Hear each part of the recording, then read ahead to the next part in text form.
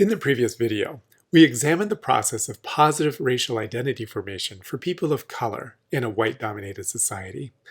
But what about the white people in that same society? Because of white privilege, people of color are the ones most likely to be put under the microscope, just like women, trans, and queer people. So it's important to turn the tables and put the privileged under the microscope too, because ultimately the problem of isms lies at their feet.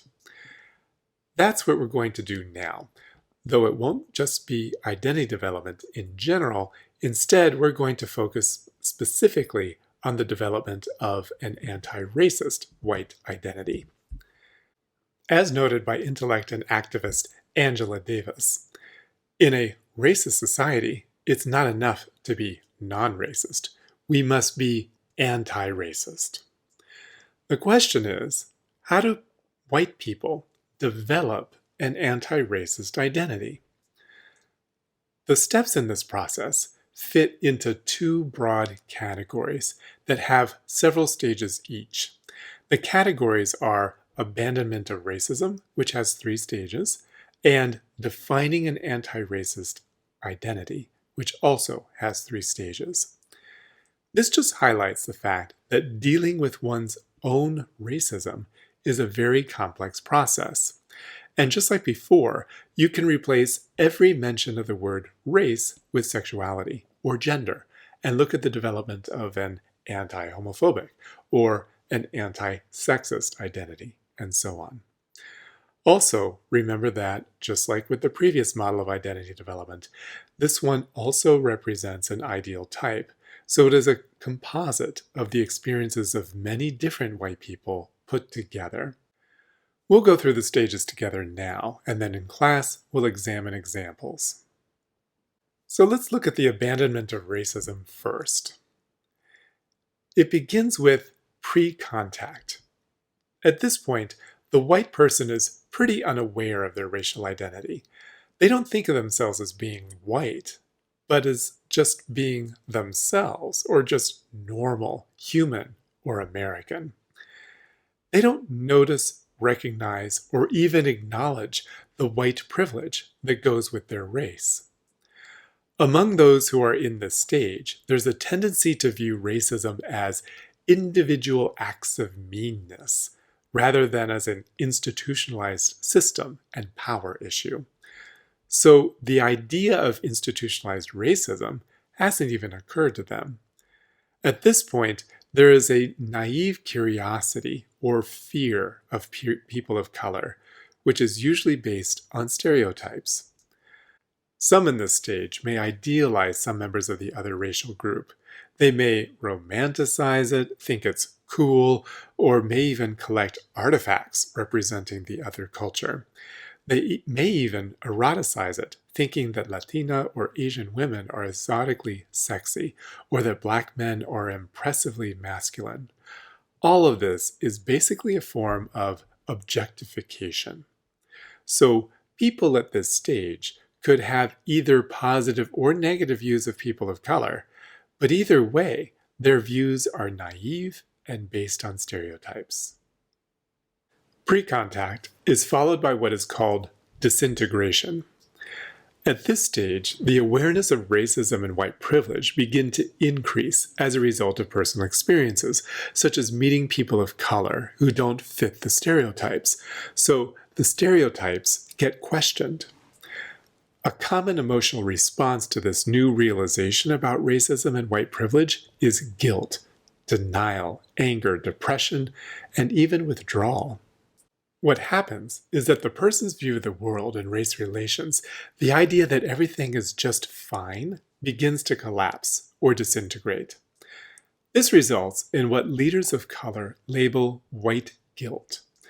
Such leaders can, understandably, get very frustrated by it.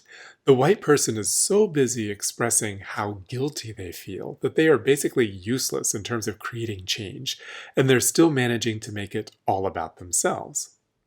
Instead, leaders want white people to acknowledge racism and the part they play in racism, but then move on to a firmly anti-racist identity. Finally, the individual at this stage may try to persuade others to abandon racist thinking. They've seen the light, and now they want to share it with others. Then there's the stage of reintegration, which is kind of like a backlash. What happens is that the individual begins to run up against the intractable nature of the white dominant culture, embodied in their own social circle, that is resistant to change. This is where we begin to see what is called white fragility, which we can talk about in class. What triggers this stage is that many white people end up being pressured by other whites to not notice racism. Like, I think you're just being hypersensitive about all this. It's all in your head. So if they cave in to this pressure, the feelings of guilt from the previous stage are easily transformed into denial, resentment, and even anger toward people of color. Many times, this will lead to blaming the victim, which we'll look at when we get to the topic of class. For example, they may say or feel something like, I'm tired of feeling guilty. If they just got off their lazy asses and stopped complaining, there wouldn't be a problem. The assumption here is that people of color are the problem, when they're not. So, by doing this, the individual is choosing to avoid the issue of racism rather than struggling to define a non-racist identity. So, these are the three stages representing the abandonment of racism. Overall, research indicates that most white people are in one of these three stages. If they get through the pressure toward reintegration, it's possible to move on to defining an anti-racist identity. The next stage here is called pseudo-independence. At this point, the individual is finally abandoning beliefs in white superiority.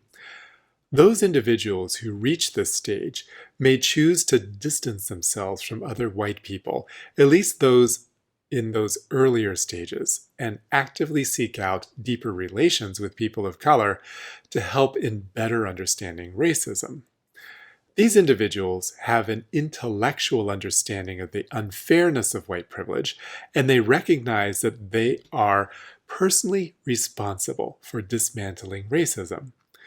Very few people ever get this far because recognizing this personal responsibility is so difficult.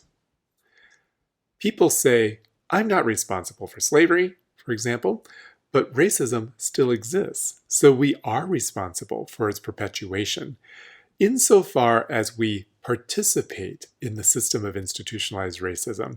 We are at least indirectly contributing to the perpetuation of racism and are certainly benefiting from it.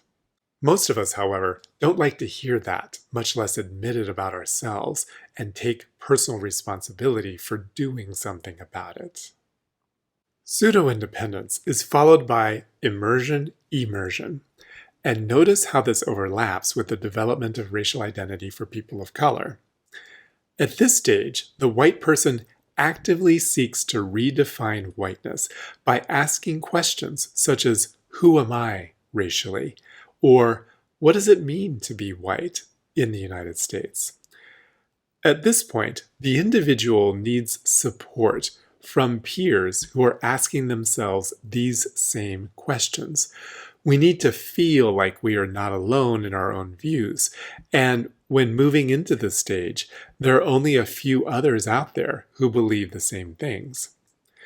The focus at this stage is on developing a positive racial identity that is not based on superiority. So the individual takes pride in an anti-racist stance. Now we're finally at the last stage. This is called autonomy. It's here that the individual has internalized a positive racial identity. They are actively anti-racist, at least within the sphere of their own influence, whether that be in the family, on the job, in school, or in a social movement, and so on. Those who reach this point are able to work effectively in multiracial settings. But it's important to realize that Once someone has reached this stage, the learning and growing process is not over. The development of an anti-racist identity is not static, but continues to be open to new information and ongoing self-examination. Ironically, these individuals are the ones most likely to publicly admit their own racism.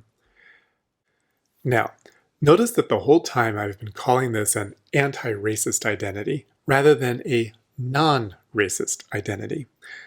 The reason I do this is because racism is so pervasive and embedded in our society. It is hard to ever be totally free from its influence. Many white people do reach a point where they are actively working against its influence, but you never completely overcome it.